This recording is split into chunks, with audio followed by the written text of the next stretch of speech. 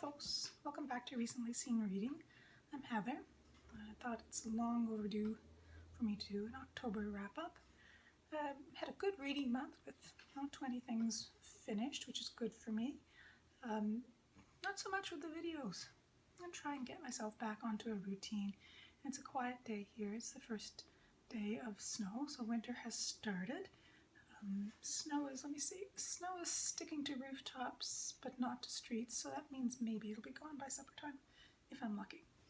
So a pretty good reading month for me. Got through 2 of my 3 Victober titles.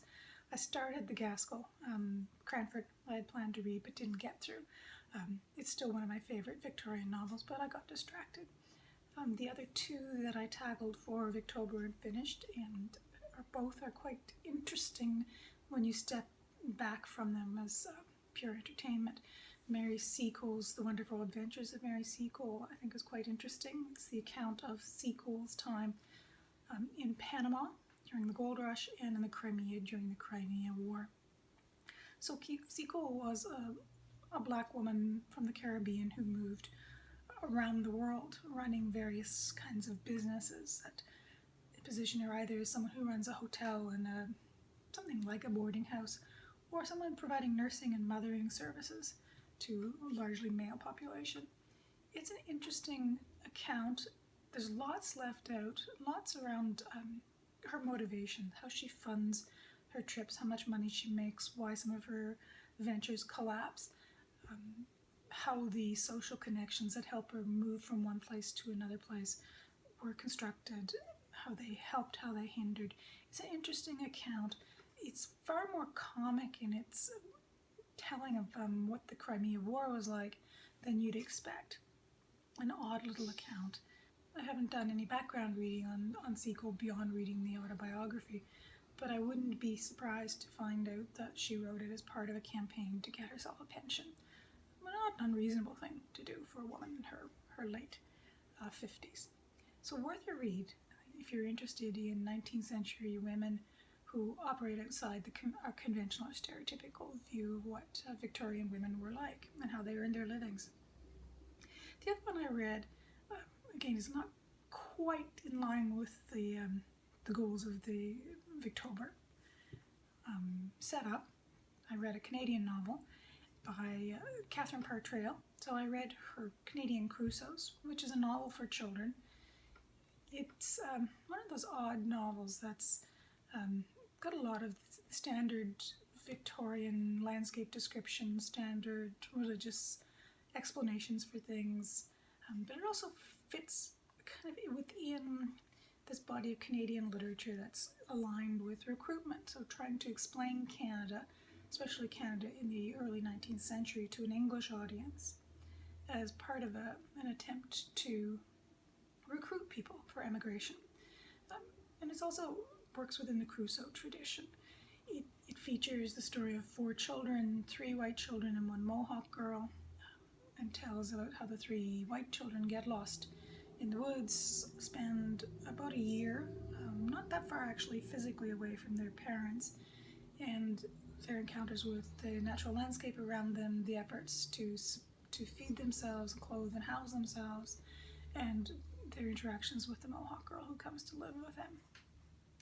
It's full of lush landscape descriptions, interesting descriptions about how it's possible to feed yourself in the richness of the Canadian wilderness. It's got, I guess it's pretty standard, unpleasant, racist thinking about the world, at the same time that the Mohawk girl is positioned as providing the other 3 children with lots of crucial knowledge about how to survive, as well as physical help, so food, for example. She's positioned both as someone who is rescuing them and has significant amounts of knowledge, and also positioned as somehow savage and lesser than. So that's a troubling thing to read through, and I found it even more troubling to read. It's a very ordinary children's novel, and it's a very ordinary imperialist kind of novel, but I read it shortly after attending a lecture by Ian Mosby, who's a Canadian historian, and it was a lecture on the nutritional experiments that were run across Canada in residential schools on malnourished Indigenous children who had been forcibly placed in residential schools.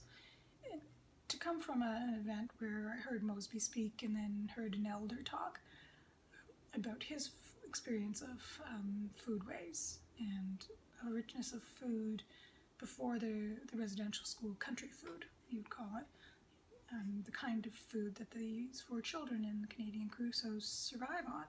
So to hear the elder speak about this and to hear then Mosby speak about how the Canadian government and the various church and government schools deliberately starved and underfed children was unsettling.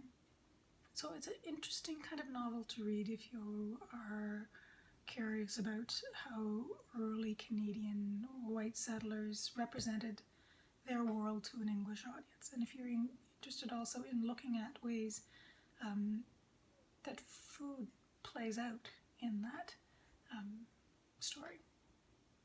So other than that, I read a stack of front list novels, a number of things that are on prize lists. So I got through Girl, Woman, Other by Evaristo, which I enjoy and has made me want to read more of her work. I quite like the way that she's able to shift from point of view across the series of chapters and how she's able to interlink the stories. I read my first Elif Shafak, 10 minutes, 38 seconds in the Strange World, and it was a bit of a disappointment to me. There's something a little off in it for me, so I think I'll need to try another one of her novels because it's clear that she's a strong writer. She has lots of useful and interesting things to say, but somehow I didn't get on with the novel. So of the front list novels I read in October, the best, I think, or the one that's sticking with me the longest, aren't the Booker nominees, but is one of the Giller nominees. So I read Megan Gail Cole's Small Game Hunting at the Local Coward Gun Club. And this is quite a good novel, I think. I only had it from the library for 7 days, so it's a kind of novel I think that would really repay rereading. It's a novel that looks at a group of socially interconnected people. They're connected in multiple different kinds of ways, not all of which are obvious when you begin the novel. And it's set in the middle of a snowstorm in St. John's, and primarily in a restaurant in downtown St. John's. As the various characters' lives collide and drama ensues. But what's interesting about the novel is how seamlessly Cole is able to move between points of view, so very close to the character's individual point of view, and moves very quickly between them in any narrative section. And it gives it kind of a richness of perspective and a depth of language that I think is interesting. It is, however, a novel about trauma, economic trauma, social trauma, sexual trauma, and some of that can be difficult to read. But I think it's quite a fine novel, and one that I'm looking forward to actually buying a copy and rereading in the future. My pattern is to read most of my frontlist fiction from the library, and if something really sticks with me, I go and I buy my own copy and eventually reread that. What else did I read in a fairly average reading month for me? A stack of nonfiction. Talk maybe more about that in another video about nonfiction. The 2 that have stuck with me the most would be Alexander Chee's How to Write an Autobiographical Novel. It's a sequence of essays. So reading Chee's collection of essays has made me curious about his 2 novels. I think I'll pick up one of them in the new year to read. He has interesting things to say about the world, I think. The other nonfiction that I read that's really stuck with me, and which I would recommend highly, especially if you, like most people on BookTube, are enamored of books, but might be a little bit interested in the history of reading or the history of books themselves, would be Lee Price's most recent book, What We Talk About When We Talk About Books. So Price is an academic, and she's got the usual kind of academic papers and books behind her, but this is a book written for a popular audience, and it does a great job of walking through the literature and the history of how we talk about reading what's changed and what really hasn't changed in the way we think about reading, the way we think about books. I think it would be an excellent Christmas gift for anybody who is interested in reading and would be interested in an academic's point of view, but doesn't really want to wade through academic vocabularies and language. And it's very much for a general reader. Highly recommend. Nothing particularly spectacularly new in what Price has to say, but it's all very well written and well told, except for one howler of a typo, which I'll leave out of this video.